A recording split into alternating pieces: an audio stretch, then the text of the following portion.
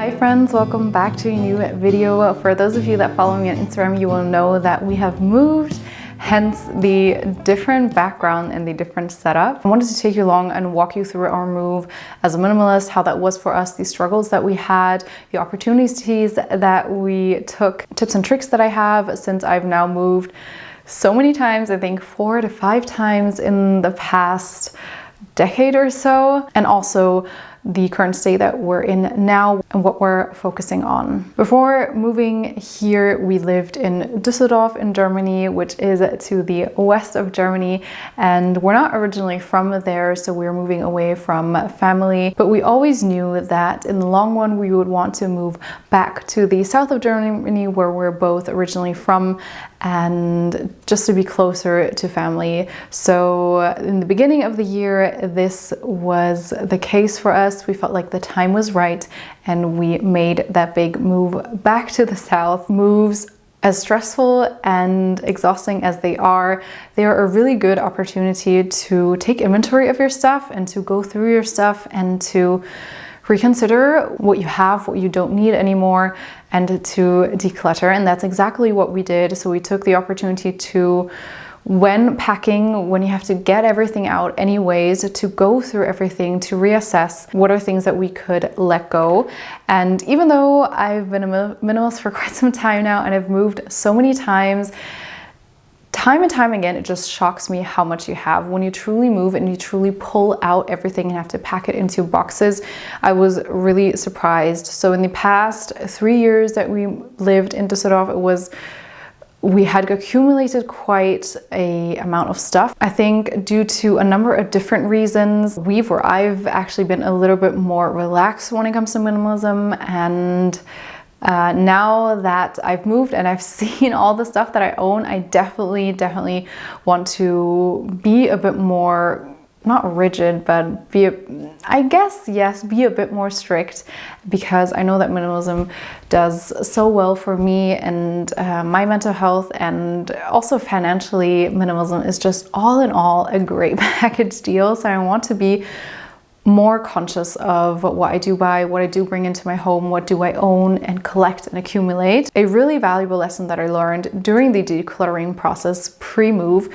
is that don't underestimate gifting stuff to people. So we had a lot of things that we wanted to declutter that have been well loved for a decade or so, or even more, and some things were even broken but still usable, if that makes sense. So for example, on a backpack the zipper was broken, or on the vacuum the wheel was broken and kept falling off, just little things like that. Some things just really had marks of being well used over the years, and I thought, who would want stuff like this? Even if I'm to gift this to someone, I don't think people would want something that is this well used or even broken but still usable. But I thought I'd give it a go, because it really pained me to throw the things away, because they were still usable. You could still get value out of it. They were just not in good condition anymore. We just spent about an hour photographing all of these items and putting it up on eBay for sale or to give away. Lo and behold, a lot of people were really happy to take the things. Of course, there's always a little bit of organization involved, messaging those people, kind of coordinating who comes when to pick up what. But I still think it's so worth it, because you're not just throwing away things that are usable and still have value in them. Also, you're helping that other person, for one, save money, but also not buy something that they would maybe otherwise buy new, and not feed something new into this whole system of stuff, or too much stuff that we already have across the globe. So for me, it was definitely worth it for that little extra effort to gift those things away. And people were so appreciative and so happy to take things on. And then I was so happy that the things can continue to give value to people and not be thrown away in a sense. And yeah, from that experience, I really learned that don't underestimate the junk that you have. Junk for you is something really useful and valuable to other people. And I really want to support more the system of gifting and sharing in that sense. I think buying secondhand now is becoming more and more common, which I am absolutely here for and I love. But I think we can go one step further and start a sharing community. I know that in our city and also back in the old city that we lived in, sharing books was a thing. We had public kind of like bookshelves where you could bring your old books, but you can also take books that other people have brought, and you in a sense share the books as a community. And I'd really love it if we can extend that even further to other stuff. I've heard of people doing clothes swapping parties, or even if you have kids, toy swapping parties, also a great idea. To do little things like those where we support sharing and not feeding into the economy of buying new stuff and buying more stuff.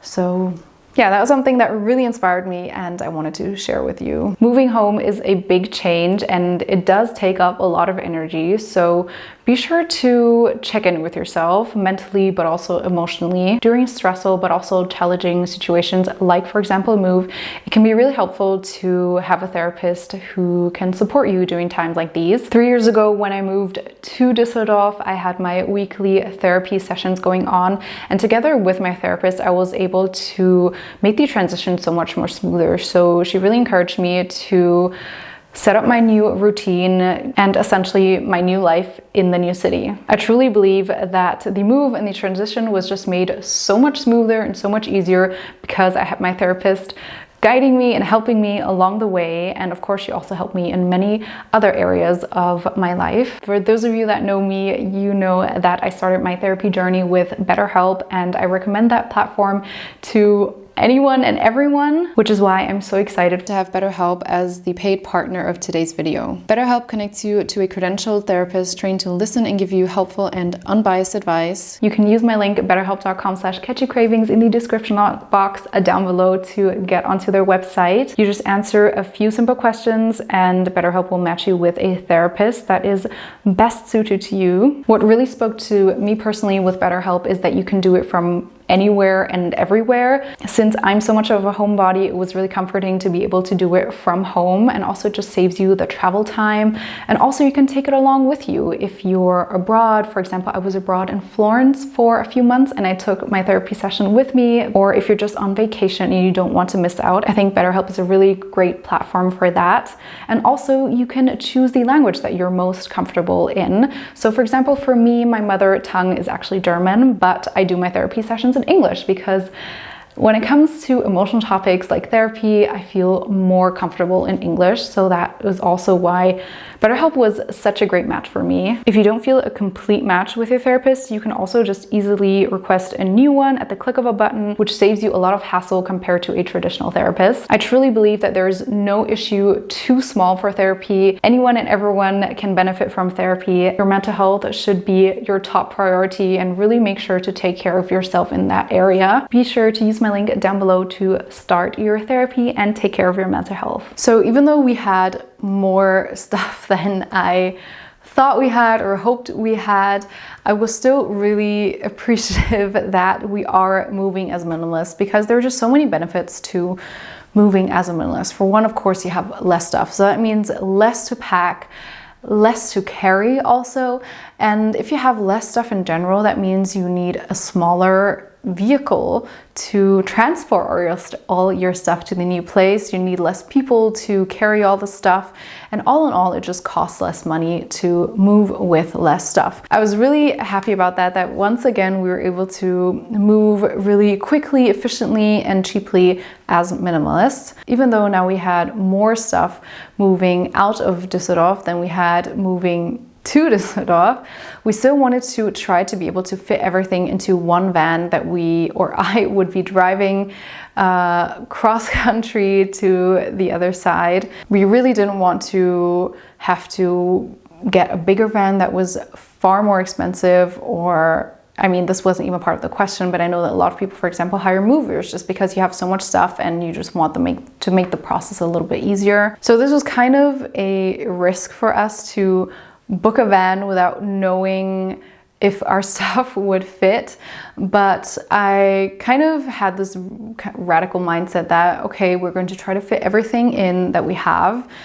The important stuff goes in first, and then anything else we will give to someone else, we will leave here. And also to practice that sense of non-attachment and to be able to let go of stuff easily, because at the end of the day, it's just stuff. And of course, we want to be mindful of the stuff that we own and collect and buy and give away, and to do that in a responsible manner. But at the end of the day, it's just stuff. So that was the challenge, and the day the van arrived, we were at first very confident, because when we started packing the stuff in, it looked like we had endless amounts of space. But then as it got fuller, it seemed like it might get a little tight, and we really had to start playing Tetris and seeing what we would stack on what and how to maximize the space and have the heavy stuff on the bottom and the lighter stuff on the top, and to be careful that things won't get crushed. It was a lot of work, physically and mentally, to say the least, but we did it. We fit everything in down to the last centimeter, truly. We're really, really happy and thankful that everything fit and we didn't have to leave anything behind. Luckily, we didn't have too many large pieces, so we had 20 to 25 boxes, and then the large furniture that we had was for an armchair, so we don't have a sofa, so that was I was really happy about, since something that usually takes up a lot of space. Then our dining room table, sadly we're not able to take that apart, so it was quite a bulky piece of item. Then of course washing machine and I would say our mattress. Luckily, we also didn't have something like a bed or so, since we sleep on the floor. And also we luckily only had one bike, since my bike kind of broke just before the move, so I decided to sell it before the move to also maximize the space and to have more space for the stuff that we have, which we truly needed. So now that we've arrived here at the new city, at the new apartment, of course, what we always do with our moves, and I 100% encourage you to also do, is to take things slow and to use what you already have to fill your space. This is the most sustainable and the cheapest and most minimalistic option. So of course we worked with everything what we had. We tried to rearrange it in a way that would really fit the space and to fill it nicely. And then I highly recommend to take things slow. So even if you feel like, okay, I'm missing something here, I'm missing something there for the space, to live with it a few days and see how you feel about it. Do you still feel like you need to fill that corner? Just as any other purchase, time is your friend. Try not to act on impulse, really think about it, sit with the idea for a few days. And if you still feel like, okay, I do need something here or there, which is totally normal, and depending on your new space and your new habits or new flows throughout the apartment, if that makes sense, you sometimes need new areas or even new furniture. So then I would highly suggest looking secondhand. And I know that secondhand, the options are more limited than not buying secondhand, but take your time, trust the process, check in regularly, and maybe try to not focus in on one single thing that you have this image of in your mind and you want that or nothing. Try to broaden your mind and be open to maybe something else than you are envisioning. And yeah, go for secondhand. For one, it is so much more sustainable. A lot of the furniture that you buy is really, really cheaply made that actually lead to deforestation in the Amazon with lots of plastic and adhesives that are not the best. So I highly recommend secondhand. Actually, most of our living room is secondhand. I would say 95%. This time as well, we also try to look for secondhand. I think the only thing that is new is the bookshelf here behind us, and that is just because we weren't able to get something that fits the dimensions of this space secondhand with the needs that we have. But everything else, we got storage in secondhand, we got curtains in secondhand. So I truly encourage you to check out secondhand. I think a lot of times they have more beautiful stuff and more high quality stuff as well. I think we often have to remind ourselves that in today's society, we often want instant results, instant gratifications, and that does not work in all areas. And I think the slower route is often the more rewarding route, no matter what, even something as simple as moving. So don't expect to have everything be perfect and set up and as before in an instant. You do have to take time and take it slow, and rather think about your decisions, think about your purchases, think about what you're bringing into your home, and do it super intentionally. Something I struggled with moving here into this new apartment is that I felt like we had too little storage. But on the other hand, I felt like if we're moving here with a full functioning household, why do I feel like I need more stuff or more storage? Because storage is something that is super dangerous as a minimalist. It's an invitation to invite in more stuff into your home. So oftentimes when decluttering, a number one tip is to declutter storage, because then you are forced to tackle everything that's inside. And when you have storage, you're just shoving everything into each corner. You don't even know what's in there. And that is a really slippery slope. So I really did not want to get more storage. But at the same time, we had so much stuff that had no space to go and no home to go to. And that was kind of like a minimalist dilemma that I had with Emmy, that I fought with. But I did realize that in the previous apartment that we lived in, we had a lot of built-in storage. So for instance, in the kitchen, we had far more cabinets to put our kitchen stuff in. Then we had a huge closet in the bedroom that was already there that we were able to use, that we're so thankful for. And that held a lot of stuff as well. And also we already had built-in bookshelves. So that is something that is now all missing. So hence we needed a new bookshelf.